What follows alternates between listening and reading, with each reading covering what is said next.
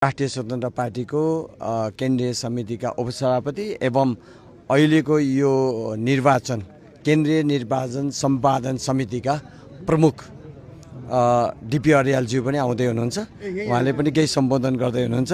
साथीहरू जति सकिन्छ बस्नुभयो भने राम्रो हुन्छ भन्ने लागिरहेछ। अब अझै केही काउन्टिङ बाँकी छ, केही टाइममा नतिजा आउँछ।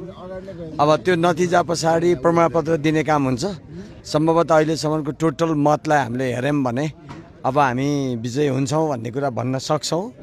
अब त्यस कारणले प्रमाणपत्र आज नै दिने भन्ने कुरा भएको छ। हामीले पनि आज नै कार्यक्रम गरौँ भनेको छौँ, यसलाई लामो नबनाऊँ भनेर।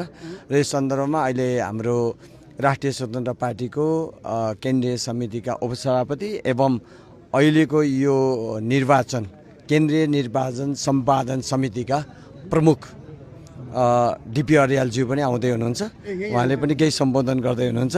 साथीहरू जति सकिन्छ बस्नुभयो भने राम्रो हुन्छ भन्ने लागिरहेछ। त्यो अनुरोध चाहिँ गर्न चाहन्छु तपाईँको मिडिया मार्फत।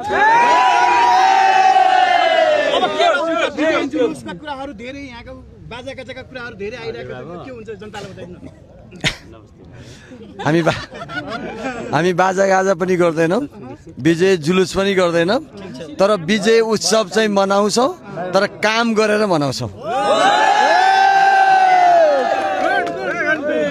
फरक तरिकाले मनाउँछौँ। तपाईँहरू मलाई खादा दिने मान्छेहरू हुनुहुन्छ होला नि, होइन? खादा लैजाने, मेरो लागि खादा ल्याइदिने कतिजना मान्छे हुन्छ? हात उठाउनुहोस्। तर तपाईँलाई एउटा अनुरोध छ, तपाईँले मलाई खादा नदिनु होला। खादा किन्दाखेरि जति पैसा लाग्छ पैसा चाहिँ मलाई डोनेट गर्नु होला। त्यो स्पेसल फन्ड स्थापना हुन्छ, भोलि विशेष कोष स्थापना हुन्छ। तपाईँले मलाई खादा लाउनु भयो भने त्यो खादा मैले ल्याउने, लगाएर फेरि कहाँ राख्ने, त्यसको पैसा सबै कुरा गाह्रो छ। वातावरणमा नि त्यस्तै प्रभाव छ, अपमान गरेँ होइन फेरि मैले। तर त्यही पैसा तपाईँले दिनुभयो भने म एउटा घोषणा चाहिँ अहिले गर्छु।